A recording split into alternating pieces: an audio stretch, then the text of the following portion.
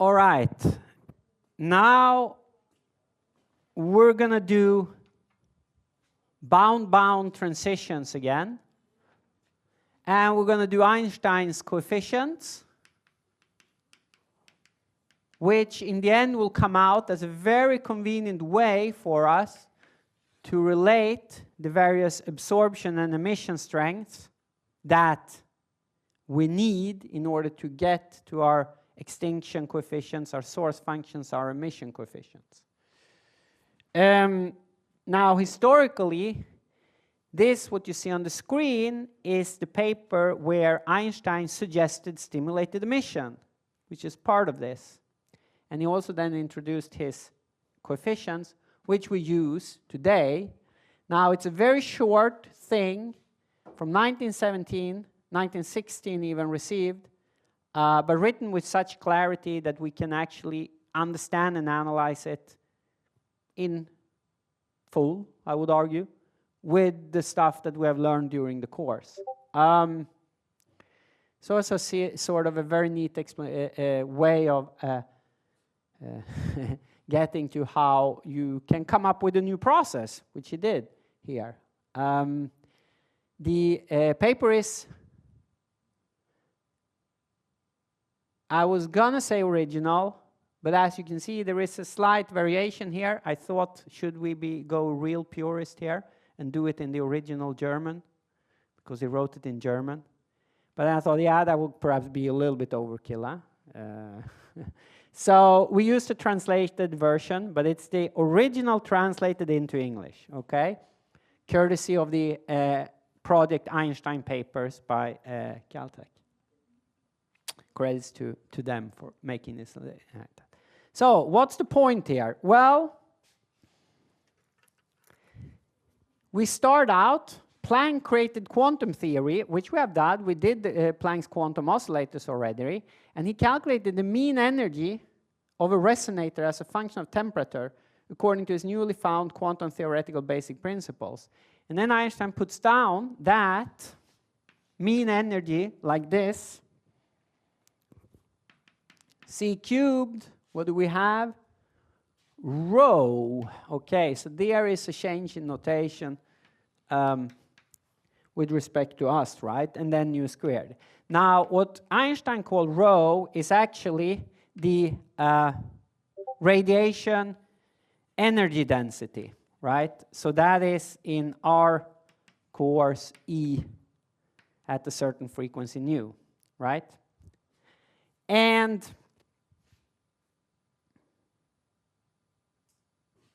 the only difference actually between the coefficients that Einstein defined here and that what we're using today is that he defined them in terms of the energy density, and we today do it in terms of the specific intensity per solid angle. That's essentially the only difference, huh? But we know this for the energy density for a black body. This is, he used Planck, right? It's just 4 pi c b nu, okay? So that is then just what Einstein calls rho, so that would be 4 pi c 2h nu 3c squared e h nu kt minus 1, right? And then you see that for his energy here, what he has as energy, if you just identify your terms, you have your 8 pi there, you have your c cubed there, and then you have 1 nu squared, there's nu squared, so this is h nu then. So here's it's actually this one. And if you go back to our Planck's quantum oscillator lecture, then you remember that we replaced the classical kT, or that was what Planck did, with this average energy for the resonator. So that's actually just that assumption that Einstein is using here. Okay? And then it sounds that it was of unparalleled boldness, but found brilliant confirmation. Yeah, you bet. And then also he mentions Bohr's theory of spectra, which we have also done, right? So that's nice. We know what this is all about. Okay, and so did Einstein, evidently. and go through a little bit. And here is then what we want to focus on, the quantum theory and the radiation. And Einstein considered gas of identical molecules. So I guess for us that would be something like identical hydrogen atoms or something like that. Okay? And then we put up a distribution there according to the Boltzmann law, which we have also done. That is neat. Which you call Wn, okay? And that's like the probability, that's our degeneracy, e to the minus, then we have the epsilon, kt, okay? So in this case, what I'm doing is that he's defining two states, Cm and Cn, and then we can have transitions between these two states, and it corresponds by emitting a photon.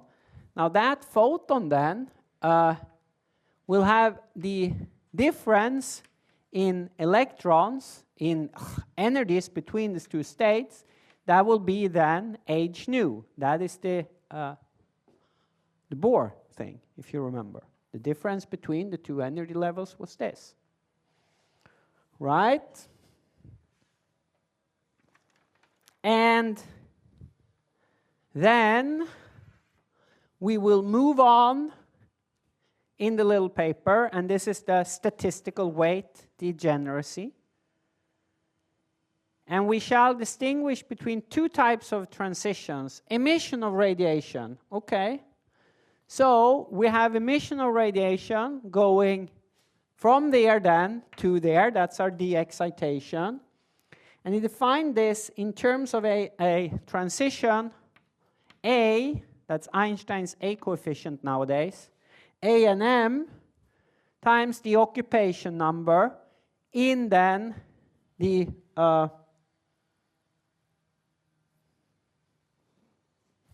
this must be M to N, of course, because it goes from M to M, and it's the occupation number in the mth. So we're using big N now. In our class on the Boltzmann law, we used little n for the occupation number, if you remember. So that was the emission, okay? We can call this spontaneous emission. That is what happens because of the spontaneous decay, the half-lifetime of the atom. But then we also had the incidence of radiation. So that then, to here, defines our absorption, yeah? And say this is our standard absorption, we can call it, yeah? Whereby a photon is absorbed with a certain probability, which we then take to be B, but then it goes from M to M, right? So it's proportional to N. However, we also know that this is proportional to the radiation field. So in Einstein's notation, to rho, the energy density, right? So there he has it. But then he makes the presumption, okay, if I now assume equilibrium, that is that the Boltzmann law, which relates these, right, holds, okay, between these two, then I will not be able to find Planck's law. And it's an exercise for you to just, okay, balance these two, say that it's equilibrium so that the Boltzmann excitation law must hold, and realize, what do you find? You do not find Planck's radiation law.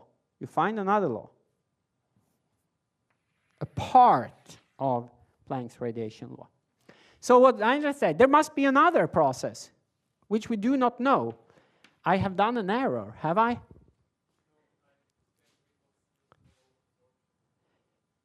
Standard, I called it. So I don't know if that is a good name for it, but it's the absorption process that we would or Einstein would associate as a standard absorption process, okay? It did. But we cannot balance it.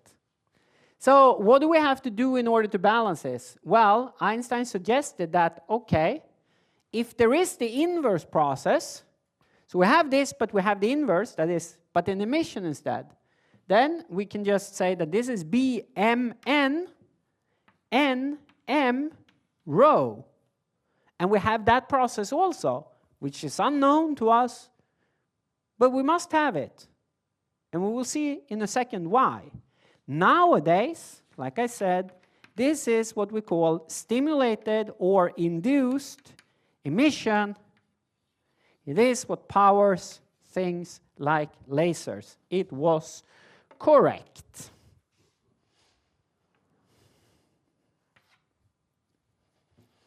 And it was just, okay, because if I do that assumption here, what happens? Well, let's set up our balancing, our detailed balancing argument, our statistical equilibrium, as we discussed the other day, if we will. This is what Einstein does here, together now with Boltzmann law there. And then we have to balance the upwards and the downwards. So AM, N, N, M plus B, M, N, N, M rho equals B, N, M, N, N rho. Okay? That's a balance equation, and actually you should recognize this because the other day we talked about this occupation numbers, and we said that, okay, in general, this is us now, we can have something like, I took it the little ni, right, dt, which in Einstein notation here would be, if we look at now, n dt, and then we had that, okay, it can populate from all other levels, which we're going to call m then, from some probability of going from m to n, and then n, right? Well, you can just put that out, of course. And then you can have minus, that's the, m, minus nn, and then overall m again, pnm. That is all transitions going away from state n. Now, in Einstein's notation, we will come to what that means, but then detailed balancing, of course, means that you just set this to 0. It's called also statistical equilibrium. So in Einstein's thingy here, then we can directly see that, okay, but our probabilities Pmn here, they're these two. They're the standard one, which was known, so to say, plus the induced one, which was made up. No, not made up, it was hypothesized. It was certainly not made up. Pnm is the other one, right? So that is Bn, Nn, rho. Such that you see that the equations here, well, there's no n in the probabilities, my apologies. The probabilities, of course, are the transition probabilities, so you cannot have the number densities, the occupation numbers in there. These, so these are the three. And then you can see that the two formulations, the one we're using today and Einstein's there, are indeed equivalent. It's just a plug and play from here on. Okay. Now, let's use Boltzmann's formula, which you can see on the screen there, on this, Nn divided by Nm equals to the probability P, this is what we know as the degeneracies, right? E, and then Em minus En divided by Kt. Okay? And then let's see what we get now.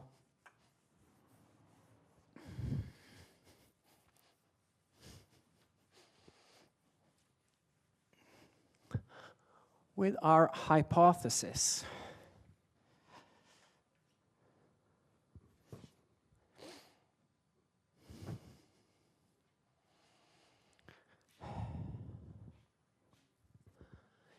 If we now put out AMN, right, we're going to have to put that on the other side, and we can divide through by NM, right?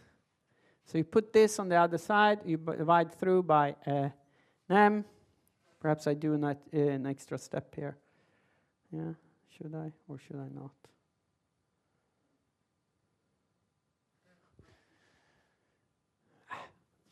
Perhaps it's easiest.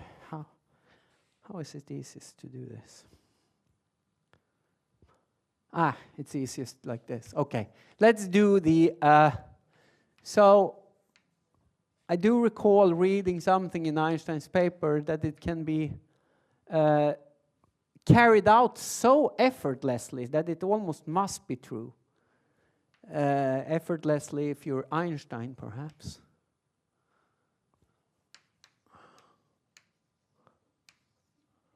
All right. So of course, now you can see that this, and then you can use the Boltzmann on that, such that this will be Pn Pm E minus epsilon m minus epsilon n divided by kT.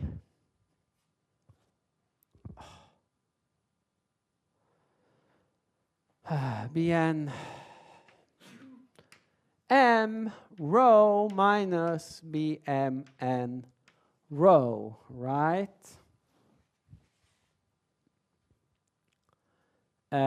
So if we now do this in AMN PM, we have we break out the rho.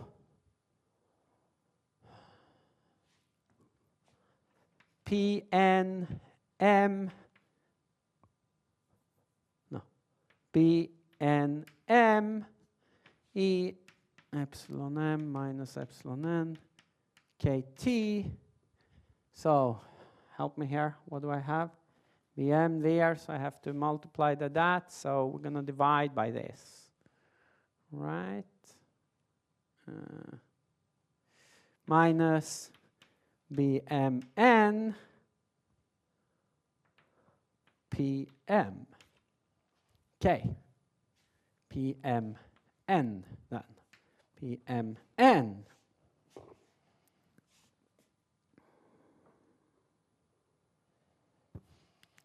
Now we use the Planck's radiation formula, right? And if Planck's radiation formula is to be correct, we know that rho is 8 pi, 4 pi divided by c, 2h nu cubed, c squared, e to the h nu divided by kt minus 1, okay?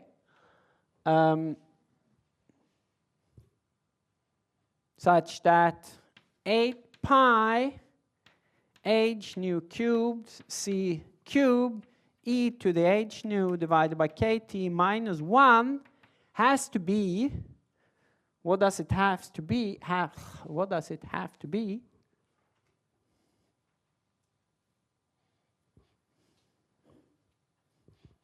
It has to be AM PMN divided by PNM BNM divided by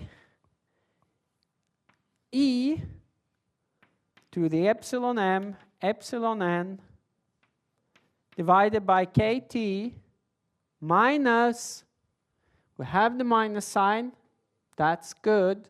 We have divided through by this, so we're going to have BMN PMN divided by P, N, M, B, N, M. All right.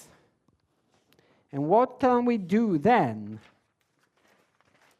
We can do an identification of terms.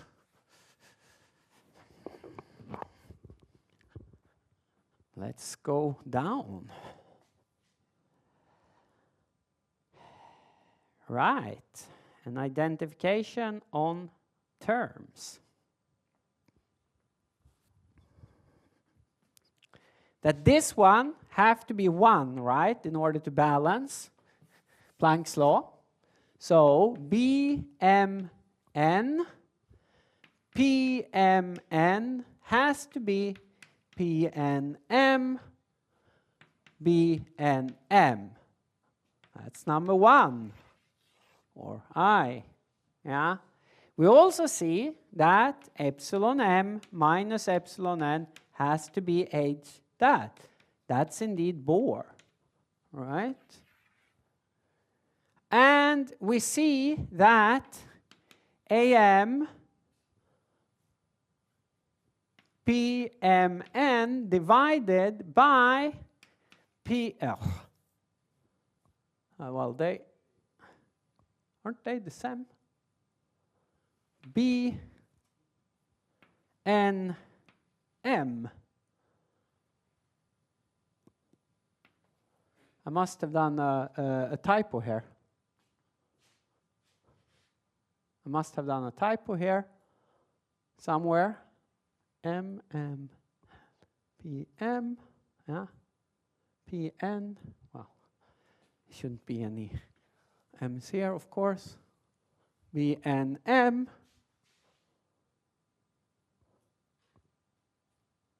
And then I had Pn. Yeah, because this I've already divided through there. So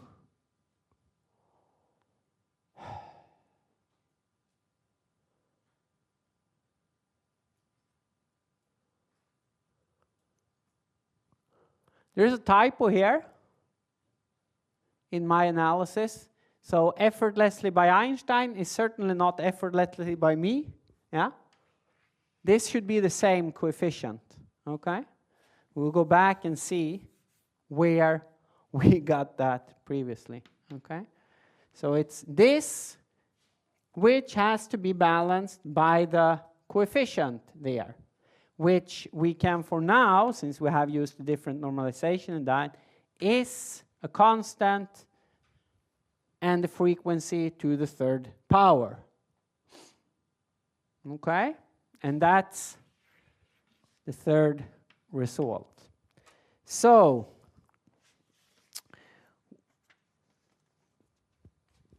the point here is that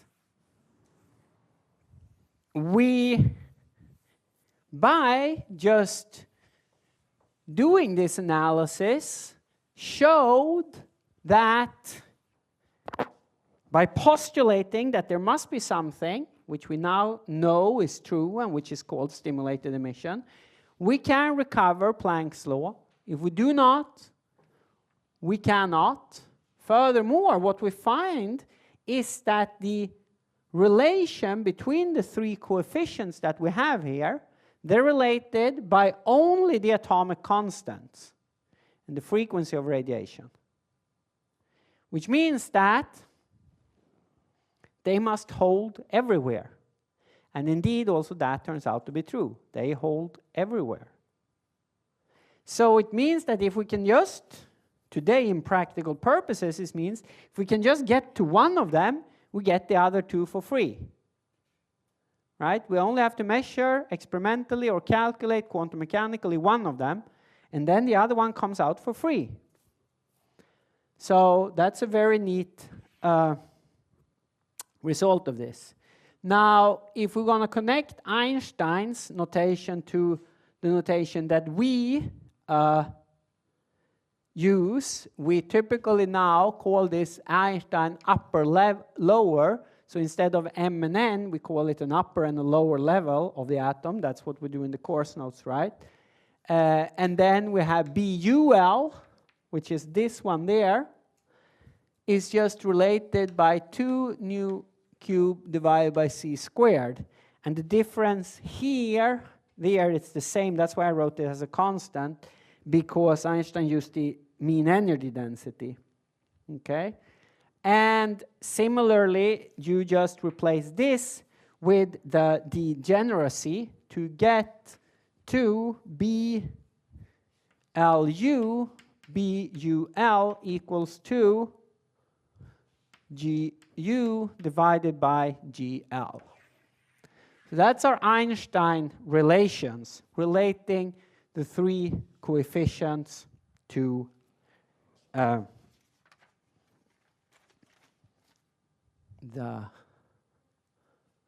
each other. So sequence that one has. While the 3 hypotheses concerning emission and incidence of radiation leads to Planck's radiation formula, I am, of course, very willing to admit that this does not elevate them to confirmed results. But the simplicity of the hypothesis, the generality with which the analysis can be carried out so effortlessly, well, and the natural, except the typo we did on the blackboard. No one has found it? No? Okay. And the natural connections to Planck's linear oscillator seem to make it highly probable that these are basic traits of a future theoretical representation. And indeed they were. The postulated statistical law of emission is nothing but Rutherford law of radiative decay, etc. And yeah, those 3 pages were that.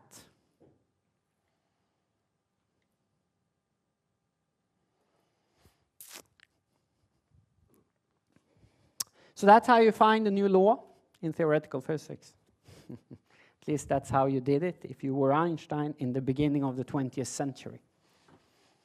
Of course, he went on to do quite some other things also, which you will certainly learn about in other courses, so to speak. Now, I wanted to relate these, perhaps I should actually say them here, to now, I will look in my notes so I don't do a typo again. I'm still a little bit annoyed, I must say.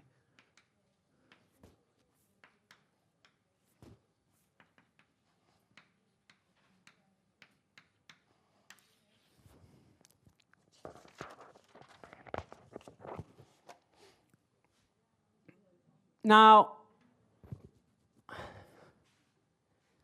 all right, so remember that the Einstein A coefficient, that was the rate of spontaneous emission.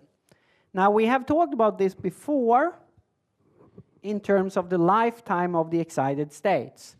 Here's how we can understand that connection. Imagine now that we had only that, and there was no balancing transitions. Then, of course, we wouldn't be in statistical equilibrium because, well, the population of the upper state would decay. So we would write it like dN du equals dt equals to minus AUL times NU. That would be our balance. That would be our kinetic equation then, which is not equal to 0, right? So then we can just solve this for the population of the upper level as e to the minus AUL times t.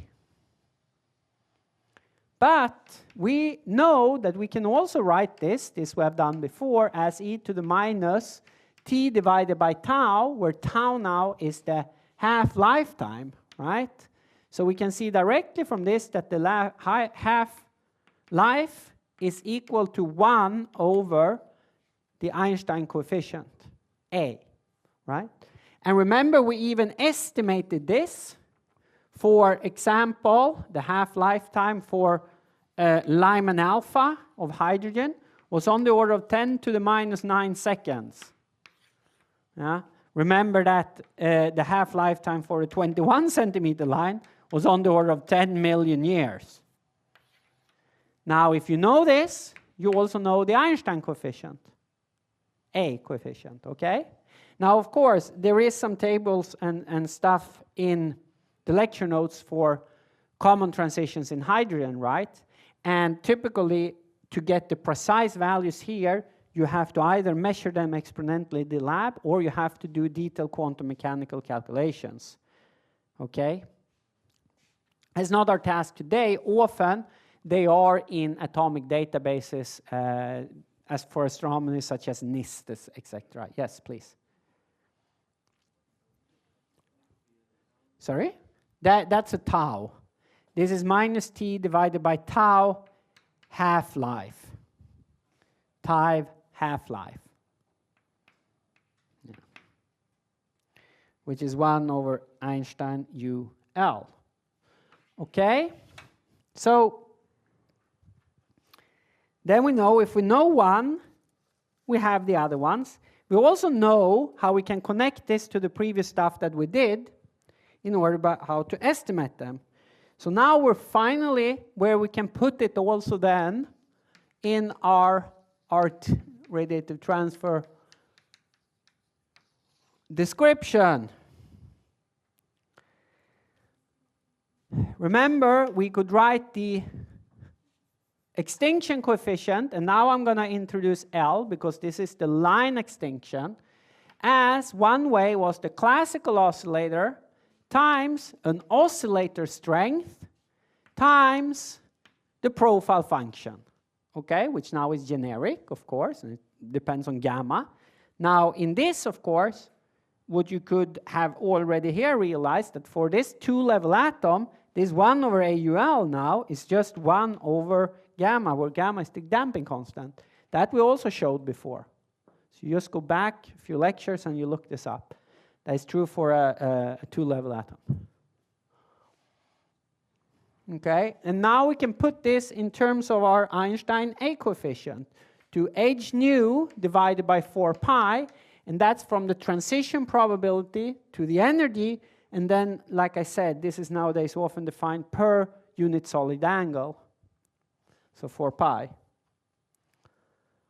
And here is BLU, because this is absorption, times nu, and then, of course, I forgot the lower level here, and L. So you can see that you can know either of these four, BLU, BUL, AUL, or the oscillator strength FCL. You know one, you just calculate out the others. You have to just know the frequency of or the energy of the transition. Okay? Here is how 2 relates. So that's now for spontaneous. No, that's for absorption. Sorry. So let's set up for spontaneous emission. Then we have our coefficient eta, right? Which I will call line now. And then, of course, we write that in terms of our Einstein A coefficient as h nu by 4 pi A UL phi nu times NU now. Okay? So one thing that I wanted to note here, though, that I made the assumption already now to not confuse ourselves too much, that the line profile for absorption and emission are the same here. Now, technically, theoretically, that doesn't have to be the case, and there are cases where they are different. Then you have to actually account for that, and that becomes difficult. Okay? But for now, we have assumed that they're the same, which under most circumstances, I should say, is pretty okay. But that was for spontaneous emission, right? Now we have the Einstein-induced emission, which we introduced today. So what are we going to do by that? Well, it's an emission process, right? But since it depends on the radiation field, it doesn't really behave like the spontaneous emission. It behaves more like absorption. Indeed, the identification was just analogous with that, if you remember Einstein's paper, right? So what we typically do is that we count this as negative absorption. It's really induced emission, but it's counted as negative absorption. So we write the total line, including now stimulated emission, as then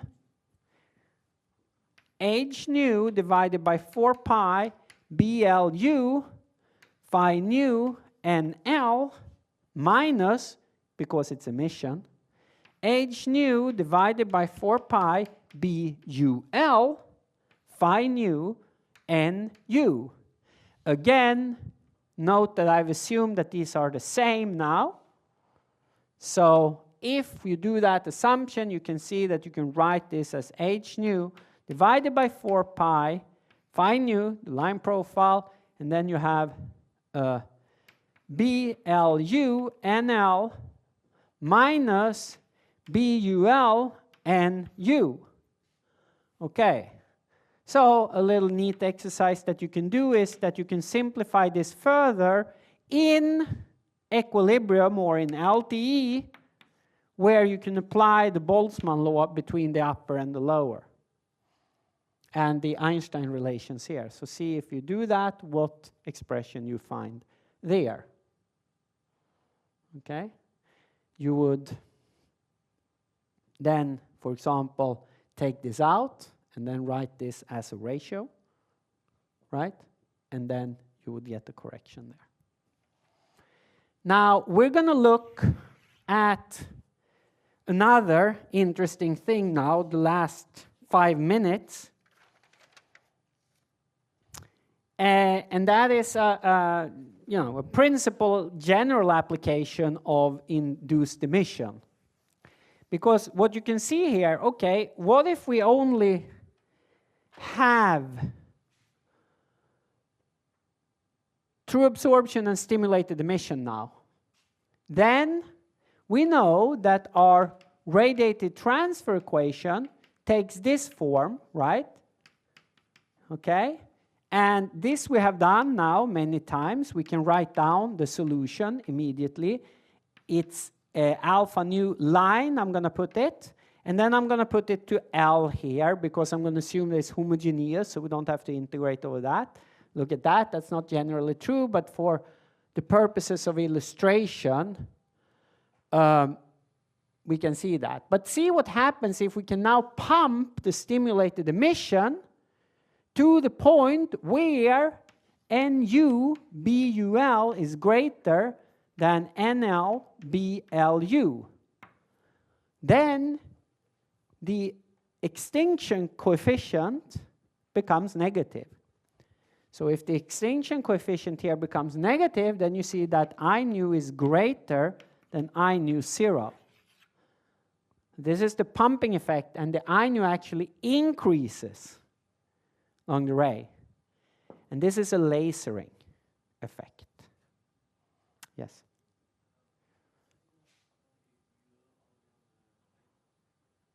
Spontaneous emission. Absorption.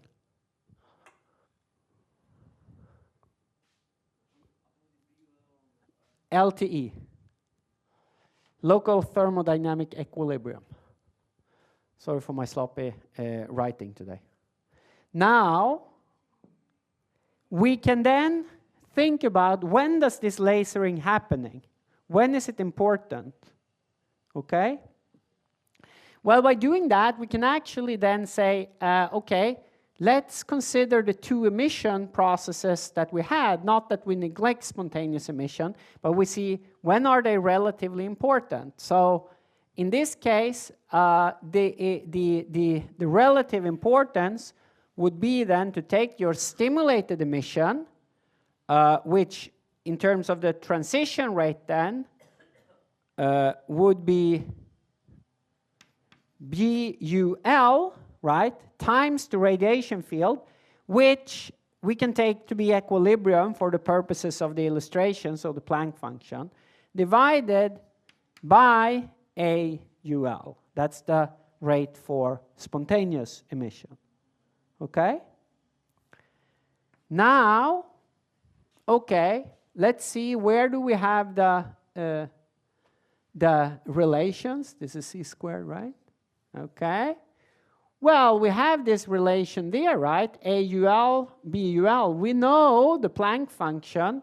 So if I just do this step now for clarity, you can see that this becomes c squared 2h nu cubed. And the Planck function, of course, is it's the opposite. There's no coincidence there.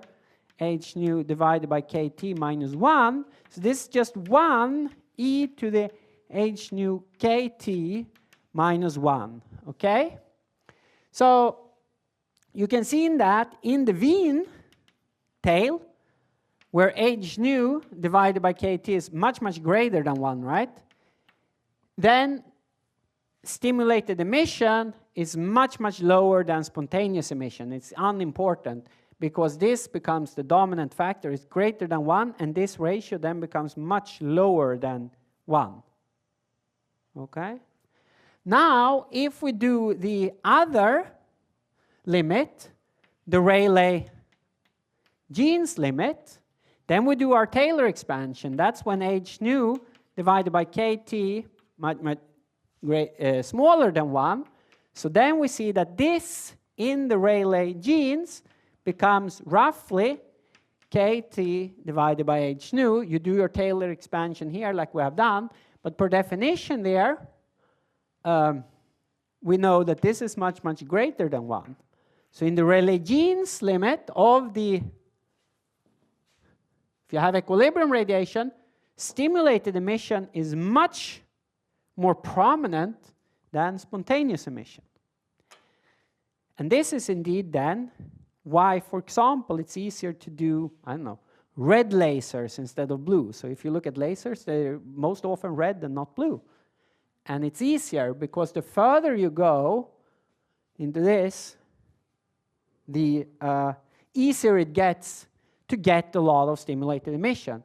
In astrophysics, we typically see masers in the infrared parts of the spectrum or even longer. That is that they're pumped by stimulated emission to go there. Now, an exercise I leave for you to verify is that you use these now and get to the very important result that if, again, you can assume thermodynamic equilibrium or local thermodynamic equilibrium, like we discussed before, then you can show by this, just applying this and the Boltzmann law, that the source function for the line, remember how you define the source function, is the Planck function. And this, of course, when you do line transfer, for example, is a very important result because it simplifies calculations in practice tremendously. Now, I leave you this as another exercise to show. This is if you apply, well, LTE. All right, very good. We're a little bit over time.